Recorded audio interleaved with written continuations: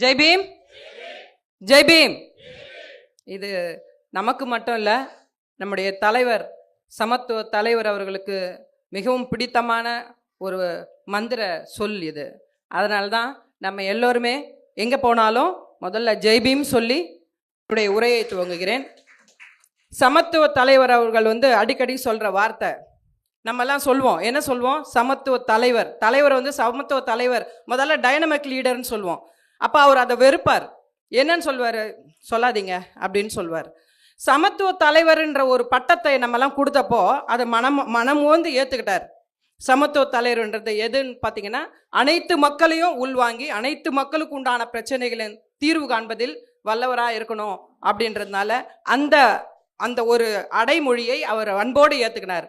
அதன் வரிசையில் இன்றைக்கு சமத்துவ மங்கையாக வலம் வந்திருக்கக்கூடிய அன்பு சகோதரி திருமதி ஆம்ஸ்ட்ராங் அவர்களை வருக வருக என வரேன்னு பார்த்தீங்கன்னா, தலைவருக்கு ரொம்ப பிடிச்சமான ஒரு விஷயம் என்னன்னு பார்த்தீங்கன்னா, குழந்தைகளை அவங்கள பயிற்றுவிக்கணும் அப்படின்றதுல ரொம்ப முனைப்பாக இருந்தார்.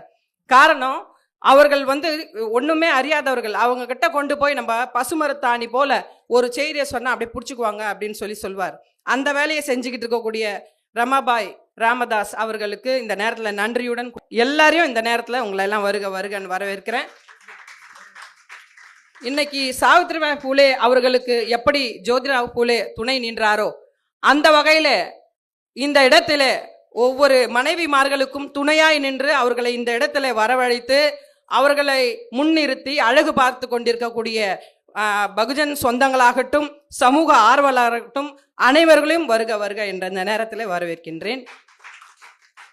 இன்னைக்கு எனக்கு கொடுத்துருக்கக்கூடிய தலைப்பு அறிமுக உரை, நூலை பற்றி அறிமுகப்படுத்தணும் அப்படின்னு சொன்னாங்க.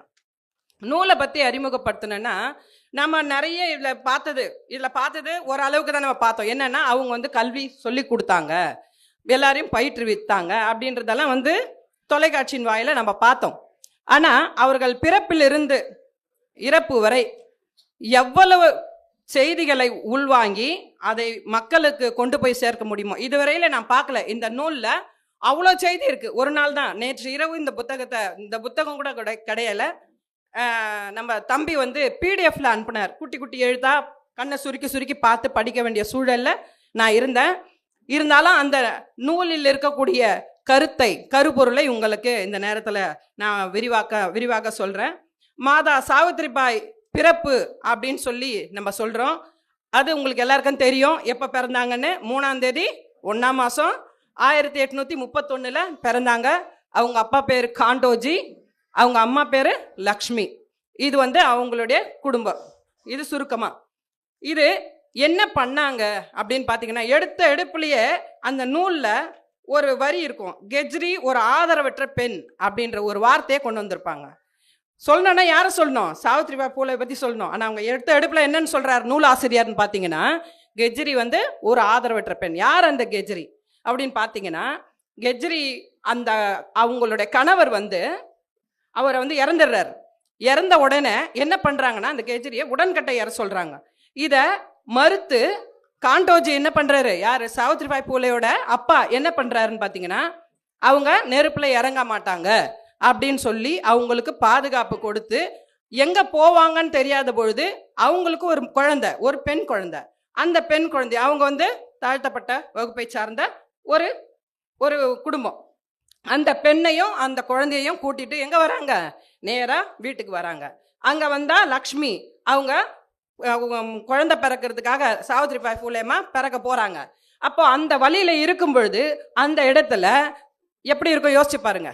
பழைய பஞ்சாங்கத்தில் இருக்கவங்கெல்லாம் ஒத்துக்குவாங்களா? யார் இந்த பெண்ணு, இந்த குழந்தை யாரு, இவங்களுக்கு எதுக்கு, இப்படியெல்லாம் பல கேள்விகள் எழும். ஆனால் காண்டோஜி தைரியமாக என்ன பண்ணாரு?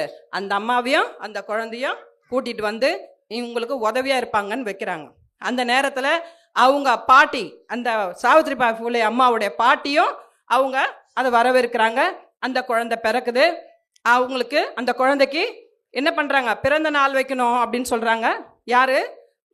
காண்டோஜி சொல்கிறார். என்னன்றாரு? குழந்தைக்கு பிறந்த நாள் வைக்கணும், அந்த குழந்தைக்கு பேர் வைக்கணும் அப்படின்னு சொல்லும் பொழுது அதை அவங்க அம்மா ஏற்றுக்க மாட்டாங்க. காரணம் என்ன? ஏன்னு கேட்டால், புராணங்களில் இந்து சாஸ்திரப்படி இந்த குழந்தைக்கு பேர் வச்சா தந்தை இறந்துருவார், குழந்தைய ரொம்ப வரவேற்பு கொடுத்தா தந்தைக்கு ஆகாது, தந்தை மரணம் அடைஞ்சிருவாரு, இப்படி ஒரு ஒரு பழைய பஞ்சாங்கத்தை சொன்னதுனால புரோகிதர், அந்த காலத்துல புரோகிதருங்களுக்கு இந்த ஒரு இது கட்டாயம் கொடுத்து வச்சிருந்தது, இது சொல்லணும் அப்படின்னு சொல்லி.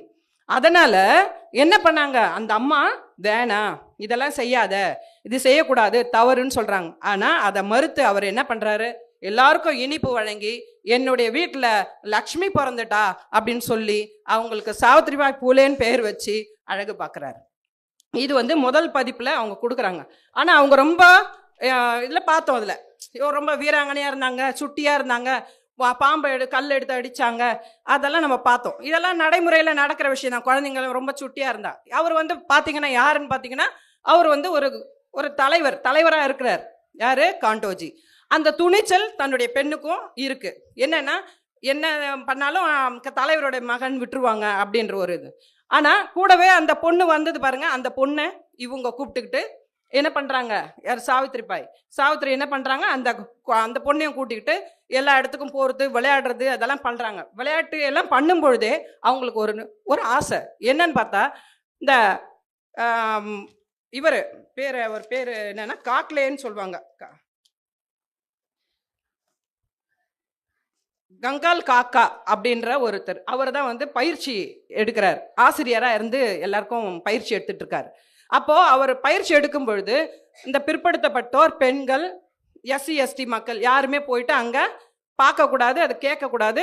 அது அப்படி பண்ணாங்கன்னா அது வந்து கடவுளுக்கு தப்பான வேலை, பனிஷ்மெண்ட் கொடுத்துருவாரு அப்படின்னு சொல்லி ஒரு கட்டுக்கதையை புகுத்தி வச்சிருக்காங்க. அப்படி இருக்கும் பொழுது இந்த சாவித்திரி என்ன பண்றாங்க, சாவித்திரியும் அந்த கூட இருக்கக்கூடிய பெண்மணி 2 பேருமே என்ன பண்றாங்க, மரத்துக்கு பின்னாடி போய் மறைஞ்சு நின்று அந்த கல்வியை கத்துக்கணும் அப்படின்னு சொல்லி ரொம்ப ஆர்வமா கத்துக்க போறாங்க.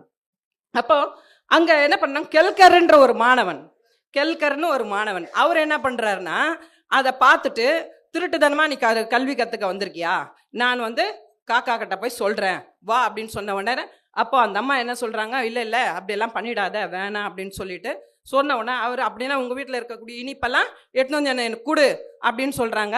அப்போது அது முதலாக அவங்களுடைய பாட்டிக்கிட்ட போய் இந்த அம்மா வந்து எனக்கு சமைக்க கற்றுக் கொடு இப்படியெல்லாம் சொல்லி கேட்டு, ஏன்னா எதனால் அவங்க அதை கேட்டாங்க அப்படின்னு பார்த்தீங்கன்னா, கல்வியின் மீது உள்ள கல்வி எங்கேருந்து தடைப்பட்டு விடுமோ, நாம போய் நம்ம தினம் மறைஞ்சு நின்று பார்த்துட்டு இருக்கக்கூடிய அந்த கல்வி நம்மளுக்கு கிடைக்காம போய்விடுமோன்னு சமைக்க கற்றுக்கணும் அப்படின்னு சொல்லி இனிப்புகளை சமைக்க கேட்குறாங்க.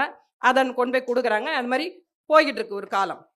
அதுக்கு அடுத்த கட்டமாக பார்த்தீங்கன்னா, அதிகாரி லிசித் நைகோனை பார்வையிடல். அதிகாரி யாருன்னு பார்த்தீங்கன்னா, லிசித்னு சொல்லிட்டு ஒரு அதிகாரி வரார். அப்போ பார்த்தீங்கன்னா பிரிட்டிஷ்காரங்களோட பீரியடு. அப்போது அவர் ஒரு அதிகாரிங்களை போடுவாங்க. அந்த அதிகாரி பேர் என்னன்னு பார்த்தீங்கன்னா லிசித்.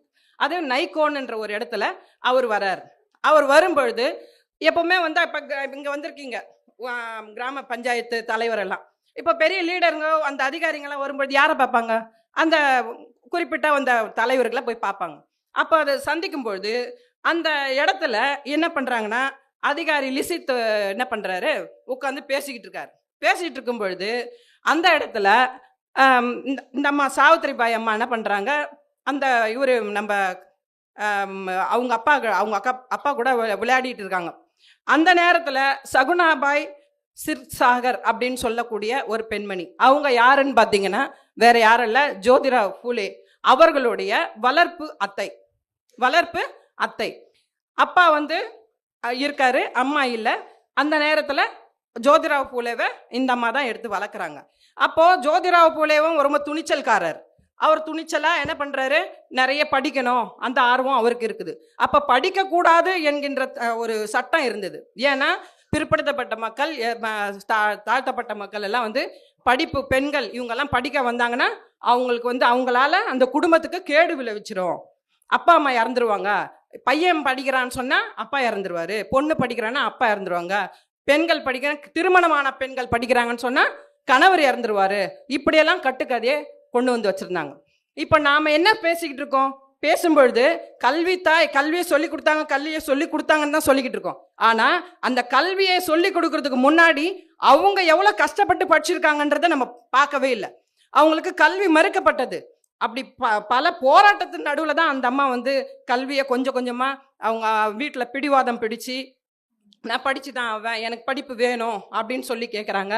அப்போது அவங்களையும் ஜோதிரா ஃபூலே அவங்க வீட்லேயும் படிப்பு கூடாதுன்னு சொல்லும் பொழுது அவங்களுக்கும் படிப்பு வேணும் அப்படின்ற பட்சத்தில் அந்த சகுனாபாய் என்ன பண்ணுறாங்கன்னா, ஒரு பிரிட்டிஷ்காரருடைய மிர்சல்னு சொல்லி ஒரு ஒரு பாஸ்டர்னு வச்சுக்கோங்க, அவங்க வீட்டில் வேலைக்காரராக இருக்கிறாங்க. அவங்க வேலைக்காரராக இருக்கும்போது பெரும்பாலும் பிரிட்டிஷ்காரங்க வந்து பார்த்தீங்கன்னா கல்வி தரணும்னு எண்ணமிட்டாங்க. கல்வி தரணும்னு எண்ணமிட்டாங்களா? எல்லாம் மற்றவங்கெல்லாம் கல்வியை கொடுக்கல, ஆனால் இவங்க கல்வி தரணும். எது அவங்கள புரிய வைக்காம இருக்குது, மக்கள் வந்து அறியாமையில் இருக்கிறாங்களே, இந்த அறியாமையை போக்குறதுக்கு என்ன வழி? அப்போ அது கல்வி இல்லாததான் காரணம். இங்கே இந்தியன்ஸ் வந்து கல்வியை சரியாக ஒரு சாராருக்கு மட்டுமே கல்வியை வச்சுருக்காங்க, ஒரு சாராருக்கு கல்வியை கொடுக்காத இருக்காங்க. அதனால் இந்த கல்வியை கொடுக்கணும் அப்படின்றதுனால இந்த கல்வியை அவங்க கொடுக்குறாங்க. கல்வியை கொடுக்குறாங்க.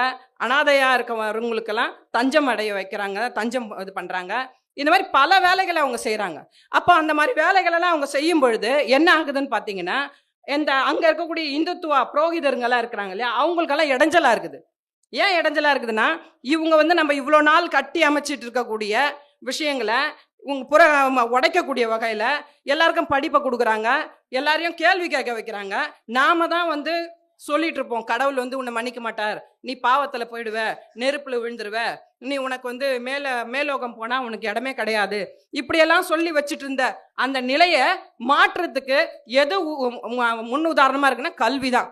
அந்த கல்வியை நம்ம முடக்கடி பண்ணி வச்சிருந்தோம்னா இவங்க ஏன் அந்த கல்வியை கொடுக்குறாங்க அப்படின்றதுக்காக என்ன பண்ணுறாங்க, ஒரு பக்கம் ஜோதிரா ஃபூலே அவங்க வீட்லேயும் பல பிரச்சனைகள், இங்கே சாவித்ரிபாய் ஃபூலே அவங்களோட வீட்லேயும் சாவித்ரி அம்மாவோட வீட்லேயும் பல பிரச்சனைகள். இப்படியா இருக்கும் பொழுது ரெண்டு பேருக்கும் ஒரே தாட் இருக்கிறத இந்த சகுனாபாய்ன்றவங்க கண்டுபிடிக்கிறாங்க. கண்டுபிடிச்சி என்ன பண்ணுறாங்க, வந்து ஒருத்தருக்கு ஒருத்தர் மீட் பண்ணும் பொழுது இவங்களுக்கு திருமணம் பண்ணி வச்சா என்ன அப்படின்னு சொல்லி முடிவெடுத்து இவங்களுக்கு திருமணம் ஆகும் பொழுது 9 வயது, சாவித்ரி அம்மாவுக்கு 9 வயது, இள வயசுலேயே திருமணம் செய்கிறாங்க. அவருக்கு 14 வயது, ஜோதிரா ஃபூலேக்கு 14 வயது. அவர்களுடைய வியாபாரம் என்னவா இருந்ததுன்னு பார்த்தீங்கன்னா, அங்கே இருக்கக்கூடிய மன்னர்களுக்கு மகாராஷ்டிராவில் இருக்கக்கூடிய மன்னர்களுக்கு அது மட்டும் இல்லாத இங்கே பூ வியாபாரம் பண்ணுறது, பூ வியாபாரம் அது பல ஏக்கர் நிலங்களை கொடுத்து அந்த இடத்துல நீங்கள் பூ வியாபாரத்தை நீங்கள் பண்ணி எல்லாம் அந்த பார்ப்பனிய பிராமின்ஸுங்களுக்கெல்லாம் அந்த புரோகிதம் பண்ணவங்களுக்கெல்லாம் நீங்கள் பூக்களை கொடுக்கலாம், அதை அவங்க பெற்றுக்கொள்ளலாம் அப்படின்ற ஒரு சூழல் இருந்தது. அது வந்து அவங்க அப்பா இருக்கார் இல்லையா, ஜோதிராவ் ஃபூலேவோட அப்பா கோவிந்தராவ், அவருக்கு என்னன்னா இந்த பூ வியாபாரம்லாம் நம்மளுக்கு போய்கிட்டு இருக்கு நல்லபடி. இப்போ புரோகிதருங்களை எதிர்த்தோம்னா நம்மளுடைய லேண்டும் பிடுங்கப்படும், நம்மளை வேலை செய்ய விட மாட்டாங்க, நம்மளுக்கு தொந்தரவு கொடுப்பாங்க. அதனால் ஏன் இந்த பகையை இவன் வளர்த்துக்கிறான் அப்படின்னு சொல்லி தன்னுடைய மகனை அடிக்கடி வார்ன் பண்ணுவார், இதெல்லாம் பண்ணாத வேணாம் அப்படின்னு சொல்லும்பொழுது கேட்க மாட்டாங்க. இதுக்கு திருமணம் பண்ணி வச்சா சரியா இருக்கும்னு சொல்லி திருமணம் பண்ணி வைக்கிறாங்க. திருமணம் பண்ணி வச்ச பிறகும் அவர் என்ன பண்ணுறாருன்னா தன்னுடைய மனைவி கிட்ட சொல்கிறார், மனைவியாக இருக்கக்கூடிய 9 வயசு பெண், அந்த பெண்ணுக்கு சொல்கிறார் என்னன்னா, நீங்கள் வந்து நிறைய கற்றுக்கணும், நிறைய படிக்கணும் அப்படின்னும் பொழுது எனக்கும் அதில் ஆர்வம் உண்டு அப்படின்றத சொல்லும் பொழுது அந்த பெண் அவரை சேட்ஜி அப்படின்னு தான் கூப்பிடுறாங்க. எப்படி ஜோதிராவ் ஃபூலே எப்படி கூப்பிட்றாங்க, சேட்ஜி அப்படின்னு கூப்பிடுறாங்க. அப்போ இதற்கிடையில் அவங்க வந்து படிக்க வைக்கிறாரு. ஒரு மிஷினரி மூமெண்ட் இருக்கும் இல்லையா, மிஷினரி ஸ்கூலுங்க, அந்த மிஷினரி ஸ்கூலுன்னும் பொழுது அது ஆங்கிலேயரால் கொண்டு வரப்பட்ட ஸ்கூலுங்க. அந்த ஸ்கூலில் போய் படிக்கும் பொழுது படித்து அந்த அம்மா வந்து ஒரு துவக்க நிலை ஆசிரியராக வராங்க. அப்போ துவக்க நிலை ஆசிரியராக வரும்பொழுது ஃபாத்திமா என்ற ஒரு பெண் வந்து அவங்களுக்கு அறிமுகமாக வராங்க. ஃபாத்திமான்றவங்க ஒரு இஸ்லாமிய பெண். அந்த பெண்ணும் வந்து என்ன பண்ணுறாங்க, அந்த துவக்க பள்ளியில் அவங்களும் வந்து அவங்க படிக்கிறாங்க. படிச்சுட்டு இருக்கும்பொழுது இவங்களுடைய கருத்தும் அவங்களுடைய கருத்தும் ஒத்த கருத்தாக இருக்குது. மக்களுக்கு நல்லதை செய்யணும், அடக்குமுறையிலேருந்து வெளியே கொண்டு வரணும், ஒரு பெண்ணை வந்து சிறு வயதிலே திருமணம் பண்ணுறது தவறு, அவள் படிக்கிறான்னு சொன்னால் அவளை படிக்க வைக்கணும், தத்தெடுக்கிற உரிமை, எல்லா உரிமையும் பேசுகிறாங்க. இவங்க ரெண்டு பேருமே நல்லா பேசி பழகுறாங்க. யார் ரெண்டு பேருமே, ஃபாத்திமாவும் நம்ம சாவித்ரி அம்மாவும் பழகுறாங்க. ரொம்ப க்ளோஸ் ஃப்ரெண்ட்ஸ். இது இந்த ஃப்ரெண்டுன்றது வந்து அவங்க திருமண வாழ்க்கையில இருந்து கிட்டத்தட்ட அவங்க திருமண வாழ்க்கை முடிஞ்சு தலைமை ஆசிரியர் ஆகிற வரைக்கும் தொடர்ந்துச்சு இந்த ஃபாத்திமான்றவங்களோடது. இது பார்த்தா கூட்டு கலவையா இருக்கும். இவங்க சாவித்திரிபாய் அம்மாவோட விஷயத்தை எடுத்து பார்த்தோம்னா ஒரு இந்துத்துவம் மட்டும் இருக்காது. இந்து மக்கள் மட்டுமே இருக்க மாட்டாங்க. இஸ்லாமியர்கள் இருப்பாங்க, அதுல கிறிஸ்தவர்கள் இருப்பாங்க. அவங்களுடைய துணையோட தான் வந்து இவங்க இந்த 2 பேருமே மேல மேல மேல மேல படிச்சு ஒரு பெரிய நிலைக்கு வந்து ஆசிரியரா ஆகி, இவரும் ஆசிரியரா ஆகுறாரு. யாரு நம்ம ஜோதிராவ் ஃபூலேவும் ஆசிரியர் ஆகிறாரு. காரணம் என்னன்னு பார்த்தீங்கன்னா, அவருடைய மாணவர்களோட பேசிக்கிட்டு இருக்கும் பொழுது வாக்குவாதம் ஏற்படுது. அந்த வாக்குவாதத்தால நம்மளுக்கு வந்து பிரச்சனையா வருது அப்படின்னு சொல்லி பண்றாங்க. இவங்க வந்து பேசும்பொழுது, ஜோதிராவ் ஃபூலே பேசும்பொழுது பார்த்தீங்கன்னா, நிறைய புரோகிதர்களுக்கும் பிராமின்ஸுக்கும் நிறைய பிரச்சனை வரும். அப்பெல்லாம் அவங்க கூப்பிட்டு கேட்குறாங்க, நீங்க எப்படி பெண்களை படிக்க வைக்கிறதுக்காக நீங்க முன்னெடுக்கலாம், ஆசிரியரா நீங்க எப்படி வந்து உங்க மனைவியை கொண்டு வரலாம், இது தவறு இல்லையா அப்படின்னும் பொழுது அந்த இடத்துல பேசுவா தர்பார்ல கொண்டு போய் நிறுத்திடுறாங்க. பேசுவா தர்பார்ல கொண்டு போய் நிறுத்தி நியாயம் கேட்குறாங்க. இது நியாயமா, இது செய்யறது தப்பு இல்லையா, ஜோதிராவ் பண்றது முழுக்க முழுக்க தப்பு, பெண்களுக்கு கல்வி கொடுக்க கூடாதுன்னு சொல்லி நம்மளுடைய இதிகாசங்கள் சொல்லுது, புராணங்கள் சொல்லுது. அதை மீறி இவர் வந்து என்ன பண்றாரு, தொடர்ச்சியா சாவித்திரிபாயும் கூட கூட்டிக்கிட்டு இவர் தவறு செய்யறாரு அப்படின்னு சொல்லும் பொழுது இவர் என்ன பண்றாரு, அந்த அவைக்கேற்றார் போல அவருடைய வழக்க பதிவு பண்றாரு. எப்படி பதிவு பண்றாருன்னு பாத்தீங்கன்னா, ரிக் எதிர் வேதங்கள்ல, ரிக் வேதத்துல என்ன இருக்குது, பெண்களை முதன்மைப்படுத்த சொல்லியிருக்கு. பெண்கள் தெய்வமா சொல்லும் பொழுது சீதாராமன் அப்படிதான் சொல்றாங்க, பெண்ணை தான் முதன்மைப்படுத்துறாங்க. ஆனா அவருக்கு உடன்பாடு இல்லை, இப்படி சொல்றதுல உடன்பாடு இல்லைனாலும் அவர் என்ன சொல்றாருன்னு பாத்தீங்கன்னா, அந்த அவைக்கு அது தேவையா இருக்குன்றதுனால அவர் என்ன பண்றாரு, சீதாராமன் பல பெண் தெய்வங்களை கூட பாத்தீங்கன்னா பெண் தெய்வத்தை முன்னாடி வச்சு ஆண் தெய்வத்தை பின்னாடி தான் கொண்டு வராங்க. அப்படி நீங்க இதிகாசங்கள்ல நீங்க சொல்ற கூற்று கரெக்ட்னு சொன்னா நான் சொல்றதும் கரெக்ட் தான் அப்படின்னு சொல்லி வாதிடுறாரு. வாதிட்டு 27 பெண்களை வந்து முதன்மைப்படுத்தியிருக்காங்க அப்படின்னு சொல்லும்பொழுது அங்க இருக்கவங்க எல்லாம் சொல்றாங்க, அப்போ தெய்வங்களும் உன்னுடைய மனைவியும் ஒன்னா அப்படின்னு கேட்குறாங்க. உன்னுடைய மனைவி சாவித்திரிபாயும் தெய்வங்களும் ஒன்னா அப்படின்னும் பொழுது தெய்வங்களே வந்து பெண் வடிவத்தில் தான் இருக்கிறாங்க. பெண்களை எங்கெங்கெல்லாம் வந்து போற்றுதலுக்குரிய விஷயமா நினைக்கிறீங்களோ அங்கெல்லாம் தெய்வங்கள் வசிக்குதுன்னு நீங்க தான் சொல்றீங்க, நாங்க சொல்லல அப்படின்னு சொல்லி அதை நன்கு உணர்ந்தவரா, அதாவது ரிக்வேதம் எந்த வேதம் எடுத்தாலும் அந்த வேதத்தை கரைச்சு குடிச்சவரா அவர் ஜோதிராவ் ஃபூலே இருந்தாரு. அந்த அவையில இந்த பேஷ்வா தர்பார்ல அவருடைய கூற்று பலிச்சுது. அதனால அதுக்கு மேல என்ன பண்ணிட்டாங்க, இதுக்கு மேல பேசி பிரயோஜனம் இல்லை, அவர் அப்படியே விடலாம் கொஞ்ச நாளைக்கு அப்படின்னு விட்டுடுறாங்க. இதற்கிடையில மேடம் சிந்தியா பாராருன்ற ஒரு அம்மா வராங்க. அவங்க என்ன பண்றாங்கன்னு பார்த்தீங்கன்னா, அவங்க ஊக்கப்படுத்துறாங்க, கல்வி கூடங்களை வைக்கக்கூடாது, கல்வி பெண்களுக்கு கொடுக்கக்கூடாதுன்னு தானே நீங்கள் நினைக்கிறீங்க, அதை நான் கொடுக்கறதுக்கு உண்டான வழியும் இடத்தையும் பொருளாதாரத்தையும் நானே உங்களுக்கு பெற்றுத்தரத்துக்கு நான் உங்களுக்கு உற்ற துணையாக இருக்கிறேன் அப்படின்னு சொல்லி அவங்க முழு சப்போர்ட் கொடுக்குறாங்க. முழு சப்போர்ட் கொடுத்தோன்னா இவங்க ஒன்றுமே இல்லாத நிற்கிறாங்க இல்லையா, அவங்களுக்கு ரொம்ப கஷ்டமாயிடுது. என்னடா ஒன்றும் இல்லாத நிற்கிறமே அப்படின்னு இருக்கும் பொழுது அது இந்த அம்மா வந்து ஒரு உத்வேகம் கொடுக்கக்கூடிய அளவில் பல பெரியவர்களுடைய ஒத்துழைப்போட அந்த பள்ளிகள் எல்லாம் வந்து துவக்கணும் அப்படின்னு சொல்லி பண்ணும்பொழுது முதல் பள்ளியா 1848 முதல் பள்ளிக்கூடத்தை உருவாக்குறாங்க. அப்படி உருவாக்கும் பொழுது நாளடைவில் இந்த பள்ளிக்கூடங்களோட எண்ணிக்கை எவ்வளோன்னு பார்த்தீங்கன்னா, கடைசியில் வரைக்கும் சொல்லணும்னா 1848 6 பள்ளிகளை ஓப்பன் பண்ணியிருக்கிறாங்க. 49 4 பள்ளிக்கூடங்களும், 50 4 பள்ளிக்கூடங்கள், 1851 3 பள்ளிக்கூடங்கள், 1852 ஒரு பள்ளிக்கூடம். இப்படியாக இந்த பள்ளிக்கூடங்கள் பெருகி வர்றதுக்கு காரணம் யாராக இருந்தாங்கன்னா, இப்போ நான் சொன்னேன் அந்த அம்மையாரும் அவர் கூட இருந்தக்கூடிய சகாக்களும் அவங்களுக்கு ரொம்ப துணையா இருந்தாங்க அப்படின்றது குறிப்பிடத்தக்கது. இப்படி இருக்கும் பொழுது பெண்கள் கல்விக்கு போறாங்க அப்படின்றதுனால நம்ம என்ன சொல்லிட்டு இருக்கோம், பெண் கல்வின்றது சாணியால அடிச்சாங்க, முட்டையால அடிச்சாங்க, அசிங்கப்பட்டாங்க, அதனால அவமானப்பட்டாங்கன்றதை தான் பெருசா போட்டுட்டு இருக்காங்க. ஆனா அதுக்கு முன்னாடி அவங்க எவ்வளவு அவமானப்பட்டாங்க, அதுல இருந்து வெளிவரத்துக்கு உண்டான வழிகளை எப்படி கொண்டு வந்தாங்க அப்படின்றதெல்லாம் நம்ம தெரிஞ்சுக்க வேண்டிய அவசியமா இருக்கு. இந்த நூல் ஆசிரியர் அதை குறித்து விவரமா எழுதியிருக்காரு. இதுவரைக்கும் நான் படித்த நூல்கள் எல்லாம் வந்து இவ்வளோ எலாபரேட்டா இல்லை, இவ்வளோ செய்தியெல்லாம் நல்லா சொல்லணும்னா நேற்று நைட்டு தான் எனக்கே தெரியும். இதான் உண்மை, ஃபேக்ட். அதுதான் காரணம். என்னன்னு பார்த்தீங்கன்னா, மேலோட்டமான ஒரு நுனிப்புள் மேயக்கூடிய வகையில தான் நான் செய்திகளை படிச்சிருந்திருக்கேன். ஆனால் இன்னைக்கு நேற்று நைட்டு இந்த பிடிஎஃப்ல எனக்கு அனுப்பினாரு நூலாசிரியர். அந்த நூலாசிரியருடைய அந்த என்னென்ன சொல்லியிருக்காருன்னு பார்க்கும் பொழுது ரொம்ப சிறப்பான முறையில் இவ்வளோ விஷயத்தையும் கடந்து வரும். பாத்திமான்ற ஒரு பெண் நம்மளுக்கு தெரியுமா? தெரியாது.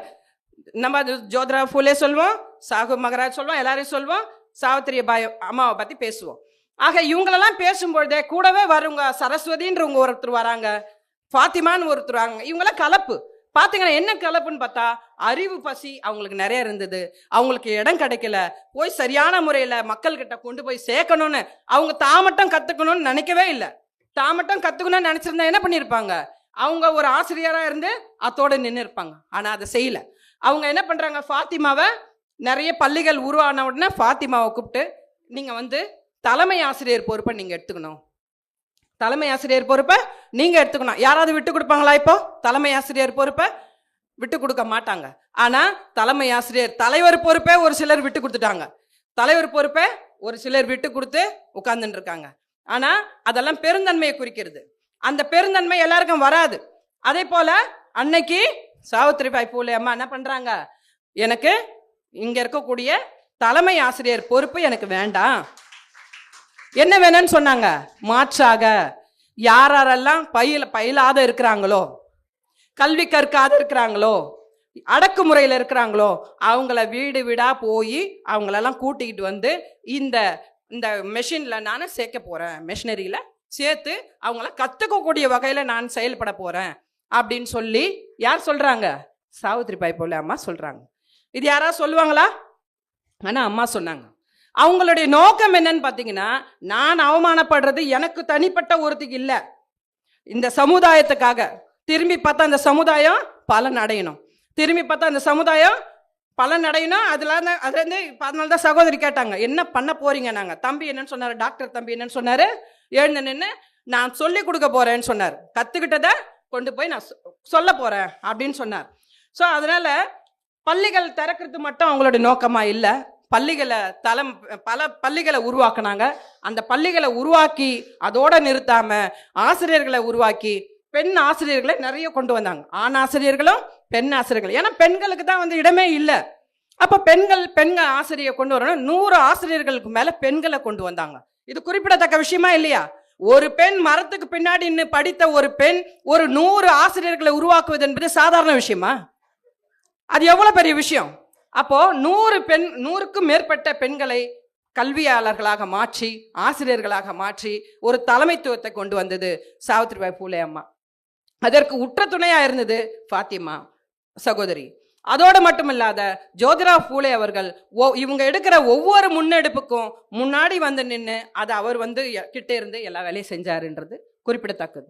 நம்ம எல்லாரும் என்ன சொல்றோம், வெறும் கல்வி தாய் சாவித்திரிபாய் பூலேன்னு சொல்றாங்க. அவங்க கல்வி தாய் மட்டும் இல்லை.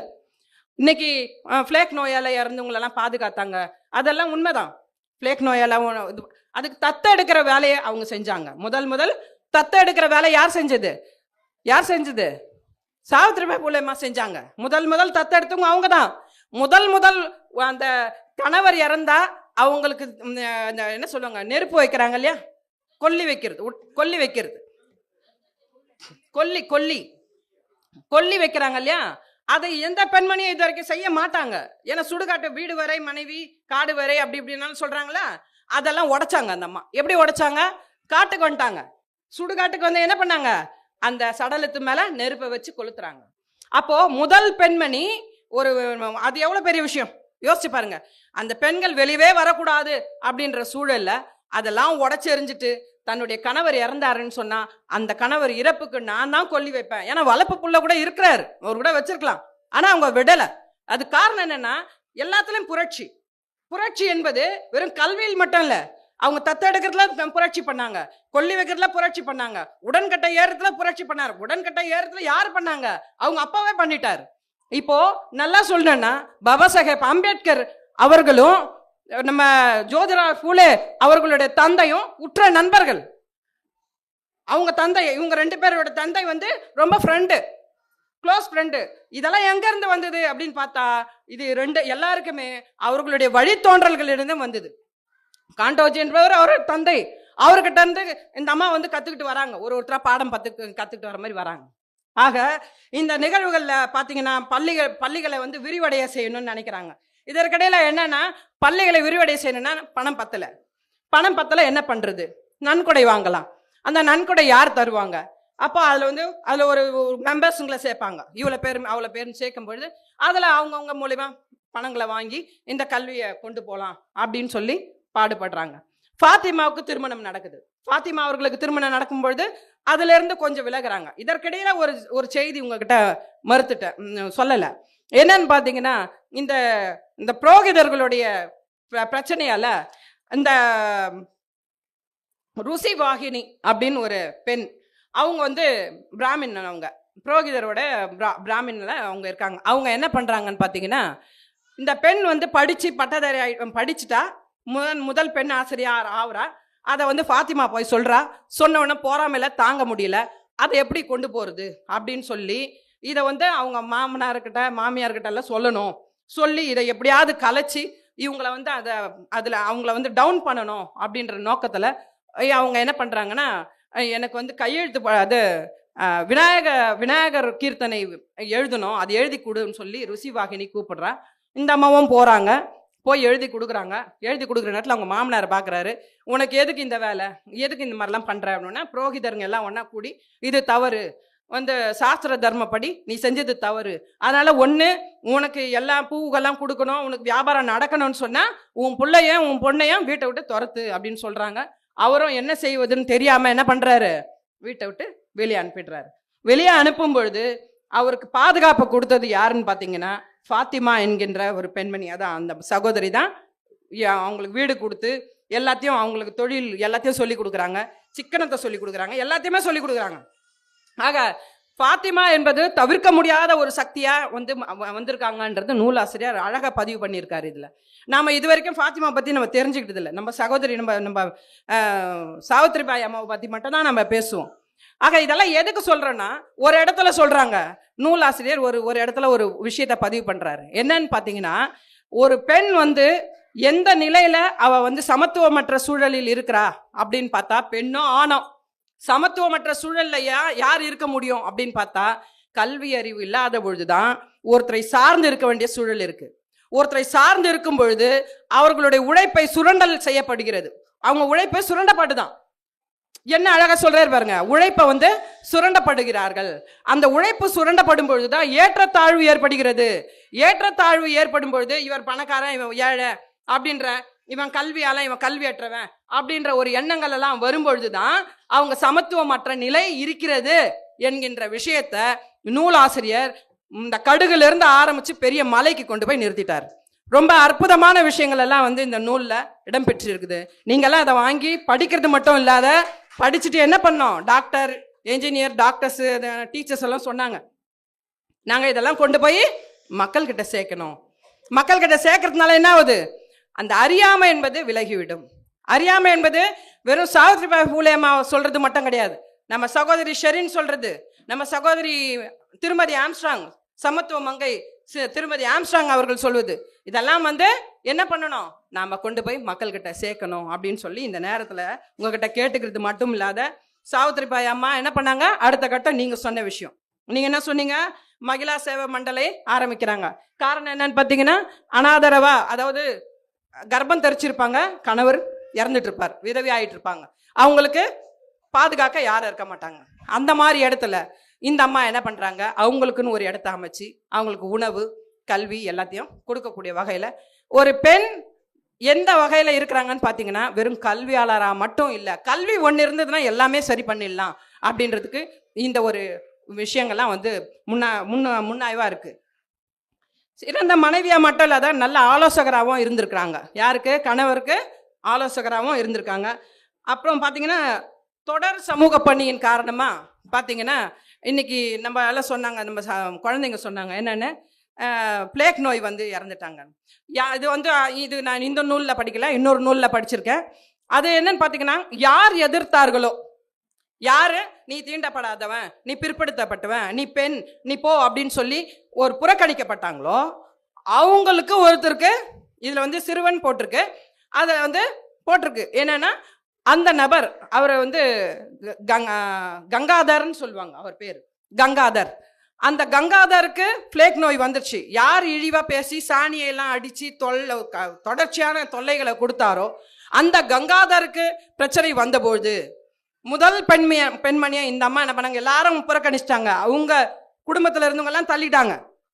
ஆனா இந்த அம்மா கொஞ்சம் கூட சலனமே இல்லாம அவரை காப்பாத்தனால இந்த அம்மாவுக்கு ஃபிளேக் வந்து இந்த அம்மா இறந்து போனாங்க அப்படின்றது. கடைசி நேரத்தில் கூட தியாகத்தோட அவங்க இறந்திருக்காங்க. யார் எதிர்த்தார்களோ அவர்களுக்கே வந்து போய் என்ன பண்ணியிருக்காங்க, நல்லது செஞ்சிருக்காங்க. ஆக இந்த வகையில நம்ம ஜோதிராவ் பூலே அவர் இறந்த பிறகு 1 வருஷம் கூட அவங்க தாமதிக்கல, அவங்களும் போய் சேர்ந்துட்டாங்க.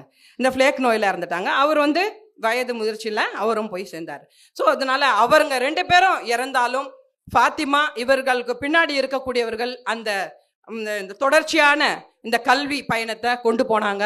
அந்த கல்வி பயணத்தை சிறுவர்களாக வந்திருக்கக்கூடிய நீங்கள் எல்லாம் வந்து பார்த்தீங்கன்னா வந்தவொடனே சொன்னாங்க, எங்கே எல்லாரும் காணோம் அப்படின்னாங்க. ஏன் காணோம், அதோ இருக்காங்களே டாக்டர்ஸ் என்ஜினியர்ஸ்ன்னு சொல்லி தமாஷா சொல்லிட்டு இருந்தேன்.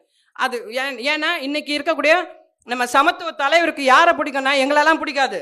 உண்மையாக சொல்கிறேன், எங்களெல்லாம் பிடிக்காது. யாரை பிடிக்கும் தெரியுங்களா? இந்த சின்ன சின்ன குழந்தைங்க உட்காந்து கேட்குறாங்கன்னு சொன்னால் அதை ரொம்ப அவர் அப்ரிஷியேட் பண்ணுவார். அதனால ஏன்னா சொல்லுவார், அவங்க மைண்டில் ஒன்றும் இல்லை, ஃப்ரீயாக இருக்காங்க, அவங்க கொண்டு போய் இந்த சப்ஜெக்டை வச்சோம்னா அழகாக கொண்டு போய் சேர்ப்பாங்க அப்படின்னு சொல்லுவாங்க. அந்த வகையில் இன்னைக்கு வந்திருக்கக்கூடிய சிறுவர்கள் சிறுமியர்கள் எல்லாருக்குமே இந்த நேரத்தில் சொல்லிக்கிறது என்னன்னு பார்த்தீங்கன்னா, கேட்டதை அப்படியே கடந்து போகாமல் அதை உங்களுடைய வாழ்க்கையின் ஒரு பயணமாக எடுத்துக்கிட்டு அதை நீங்கள் செஞ்சு முடிச்சுட்டு அது ஒரு அதாவது அந்த ஃபீட்பேக்குன்னு சொல்லுவாங்க. ஒரு படத்தை பார்த்துட்டு என்ன ஃபீட்பேக்குன்னு சொன்னால் அது சொல்லுவாங்களா, அது மாதிரி உங்களெல்லாம் நம்ம ரமாபாய் முன்னோடியாக இருந்த ஒரு ராமதாஸ் அண்ணன், அவங்களோட மகள் தான் ரமாபாய். அவங்க வந்து உங்களெல்லாம் அழைச்சிட்டு வந்திருக்காங்க.